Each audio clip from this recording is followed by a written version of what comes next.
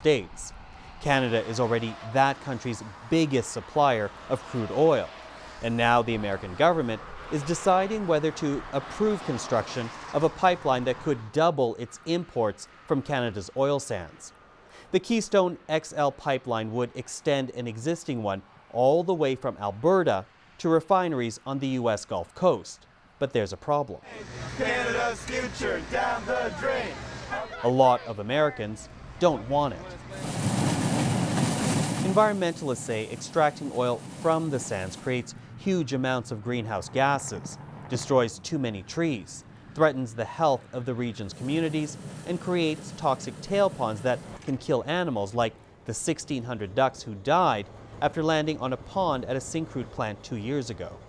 Americans who support the pipeline say it's better to get a dirtier oil from a safe and friendly country like Canada than get a cleaner oil from less reliable and less friendly countries in the Middle East.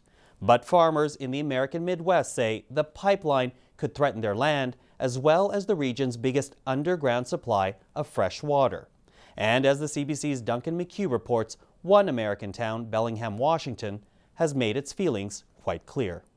It was a unanimous vote. City councilors agreed this week to look for new sources of fuel for city vehicles in a resolution that singled out, quote, harmful Canadian tar sands. We have an oil addiction that all of us have, and we're trying to do the right thing. I can't say the same for the rest of America, but we personally want to try and be leaders in this effort to reduce our fossil fuel footprint. The debate began when the city was renewing a pipeline contract and learned pipelines here in Washington carry some crude from Alberta's oil sands. Bellingham remains locked into that contract until 2015. But this activist is celebrating a symbolic victory. The argument in City Council was not about whether or not the tar sands are evil. It was about whether or not this is the best symbolic gesture to take. The city of Bellingham is just the latest to attack Alberta's oil sands for excessive greenhouse gas emissions and environmental damage. Protests coming not only from environmentalists, but companies too. Are the most destructive. Today, a chain of stores selling soap and beauty products challenged the Canadian government, saying it should clean up its act. We're urging the government to stop investing in the tar sands development. We really want the government to be reinvesting that money into clean energy. Canada's oil industry defends its environmental standards. If their choice is Canadian crude or Californian crude, that actually California thermal is a dirtier, heavier product than what they're getting from Canada. What I'd want Washington to know is that the oil sands, the oil from Alberta, is among the most regulated product and oil production anywhere in the world.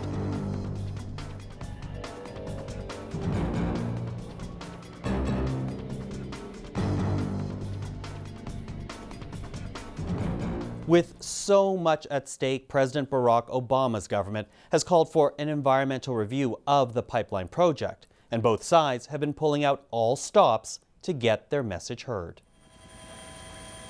The government of Alberta recently invited James Cameron, the famous Canadian movie director, to visit the oil sands. Cameron's latest movie, Avatar, takes place on a lush planet where the inhabitants are threatened by a ruthless mining corporation. And the director has expressed support for Native communities who say that pollution from the oil sands is poisoning the Athabasca River and threatening their future. We call this earth our mother. It gives us life. It gave us life. And the oil companies here don't share that sentiment. It's a piece of earth. It's a resource that is extracted at any cost. Environmentalists have been trying to get their message out with everything from hanging banners to ads urging tourists not to visit Alberta. Alberta, Canada. Thanks to the tar sands, it's not what it used to be. But who is winning this PR war? The CBC's Amanda Lang decided to take a look at some players on both sides of the oil sands debate and how they are trying very hard to win your support. Oil sands is a relatively new science. There's an image war being waged over Canada's oil sands. In 30-second sound bites, it's a battle for public opinion. You don't want to bring one drop more of water on site than you need to. Will you be convinced it's a marvel of industry and Canada's economic future?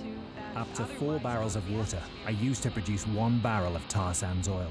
Or will it cause you to pause? Are the environmental costs too great? Lakes. It's a fight that may determine the course of the whole industry. Who owns the message may control the outcome. It's not what it So the used to question be. is, who's winning? Thinking of visiting Alberta? Think again.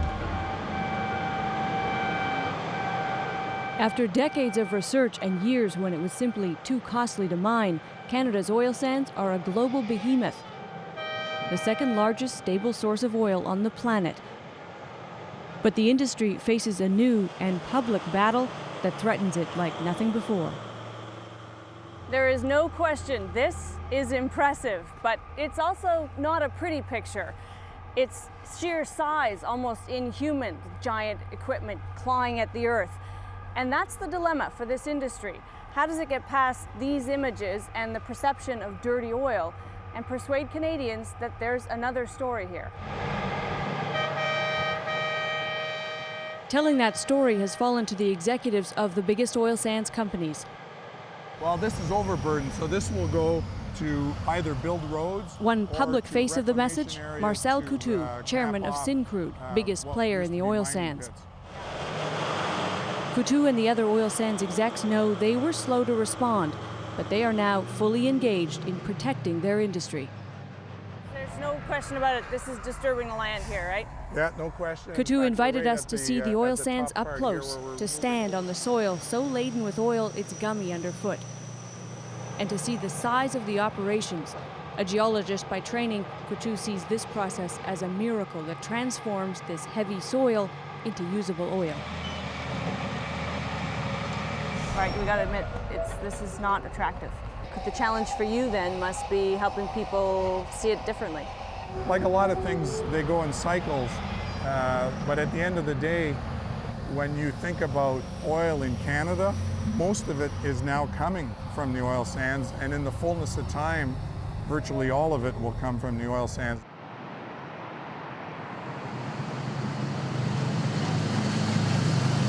Coutu arrives at his Calgary office by motorcycle, breaking the mold of the stuffy image of oil industry executive. Long accustomed to going about its business and ignoring all detractors, suddenly oil industry execs in Alberta found themselves off guard when it came to public perception, and for the first time felt the need to respond directly. It came to a point where, okay, now we have to defend ourselves, and this is not something that a commodity producer normally does. You just try to keep efficient and deliver the oil to the customers. So that is really what we are embarked on, is an education of what we are doing, and we are doing a lot of great things. Meet the other face of this battle. Michael Marks is an environmental crusader with an impressive track record. To him, the environmental argument against the oil sands is obvious. It's big, it's disruptive, and there's no question it contributes to greenhouse gas emissions. But Marks and other environmental groups tried for years to fight expansion of the sands to no avail. Then, with new funding from some big U.S. foundations, Marks's Corporate Ethics International decided the best case would be made in the court of public opinion. What got it started was that after 3 years of generating reports and groups in Canada really approaching the campaign quite rationally in a very Canadian kind of way, I think the conclusion was that we needed to take the gloves off, and we really needed to elevate the visibility of the issue because the government was really continuing to just respond with more public relations. There's a place where snow-capped mountains kiss golden sunsets. When the gloves came off, Rethink Alberta was born. An attack on tourism in Alberta aimed at keeping people from visiting there. It got immediate and strong reaction. There is a place known as Alberta, Canada. From the strongly negative imagery to the ominous music, the strategy behind Rethink Alberta was clear: shock and appall. The Alberta tar sands are the second largest oil reserve in the world. So one of the complaints that you will have heard is that the tourism industry, of course, is miles away, literally and metaphorically, from the oil sands. So the decision to bring them together, did you wrestle with that at all? We did wrestle with that. And at the end of the day, we felt that in terms of having an impact and getting attention, that if there were no costs associated with expanding the tar sands for Alberta, that we were not likely to get their attention. This area here used to be a mine. The distant hills has now been reclaimed to a forest. It's pretty important to us. Janet Annesley is with the Canadian Association of Petroleum Producers and helped shape the industry's recent ad campaign. Well, I want people to look at these ads and say, hey, these are real people. Their jobs is to do reclamation. Their job is to reduce water use. Their job is to invent a new oil extraction technology that reduces energy and CO2.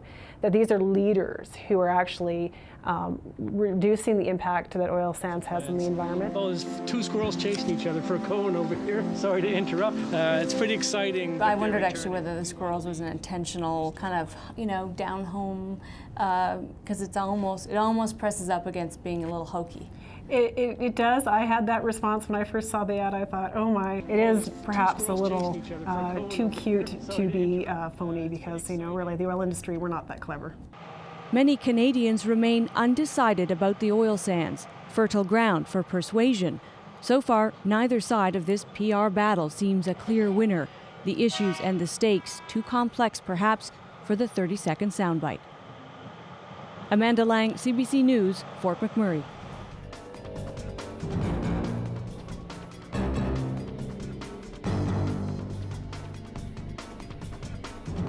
In October, supporters of the oil sands got a boost when congressional elections returned many more Republicans. The Republicans are generally less concerned about environmental issues than are the Democrats. But the oil sands industry also suffered an embarrassing setback. In late October, Syncrude apologized for the deaths of those 1,600 ducks 2 years ago, and it agreed to pay a $3 million penalty. But only a few days later, the same thing happened again to hundreds of ducks.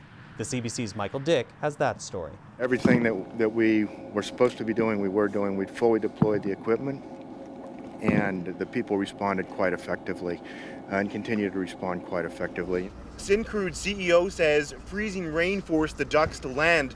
The grim task of cleanup at their Mildred Lake tailings pond has begun. In the thick, toxic waters, crews poke down for birds trapped below the surface. In the distance, others wait to see if this murky pond washes any ashore. All here know they have an environmental mess on their hands again. Let me say I'm very upset about the situation. Our employees and myself take this situation very, very seriously. We're very concerned about it. Dead birds have also been found in nearby tailings ponds owned by Shell and Suncor. Some experts say if the tailings ponds can't be eliminated, companies should go back to skimming them. When tailing ponds were small, it was possible to go out and skim these and get the surface oil off. I would suggest that might be one of the first steps, is to make sure that the oil isn't available to oil ducks. So that birds landing here in the future might have a fighting chance. While investigators try to figure out how this happened again, the immediate concern is the recovery and the cleanup. That could take weeks before it's finished. If the American government does approve the Keystone XL pipeline, construction is expected to begin next year. And that is News in Review. Now, don't forget to check out our website at newsinreview.cbclearning.ca. I'm Michael Serapio. Thanks for watching.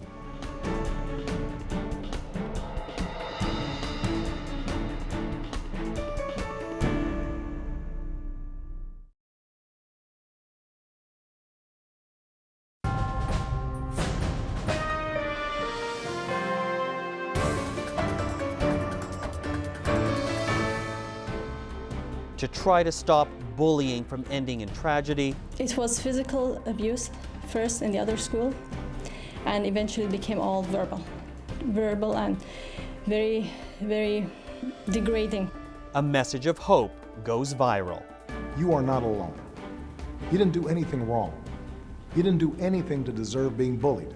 To anybody who's being abused or harassed or bullied, I just want to tell you that it will get better. On News in Review today, a new campaign to fight bullying.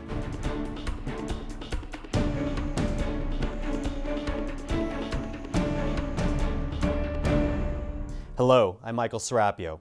Bullying is a serious problem in Canada. It can be found everywhere in our society, in homes, in schools, in workplaces, in senior citizens' residences. It can hurt people of all ages, but mostly it hurts the young. In 2004, a study published in the Journal of Pediatrics found about 1 in 7 Canadian children aged 11 to 16 are victims of bullying. Other studies have shown that bullying can occur once every 7 minutes on a playground, and that 1 in 10 children have bullied others. People can be bullied for all kinds of reasons, but all of it is designed to make the person who is being bullied feel afraid or uncomfortable, and all of it is cruel. This teenager was targeted by bullies for the way she looks. People like me, we go through a whole hell of a lot more than everybody else. Huh? This 5-year-old boy was bullied on a school bus because he is disabled. Him punched me away like that. He was punched in the eye by the biggest kid on the bus. His father says the bullies also tried to rip off his son's prosthetic leg. Cyberbullying is also a growing problem. This teenager posted some pictures on Facebook and received some nasty comments. You need a bag over top of that ugly face, and I don't even really know these people. They don't really know me. A recent poll showed the problem is pervasive among students. Of the 2,200 Toronto area students polled, 21% said they were cyberbullied, 27% were called names, and 19% had rumors spread about them. 2 years ago, an episode of the television series South Park spread to the internet, and bullies were encouraged to target redheads. The CBC's Carolyn Dunn has that story. They creep us out and make us feel sick to our stomachs. The animated series South Park is well known for taking on everything and everyone with its satirical social commentary, even redheads. Ginger kids are born with a disease which causes very light skin, red hair, and freckles. Ah, nasty, yuck! This disease is called gingivitis, and it occurs because ginger kids have no souls.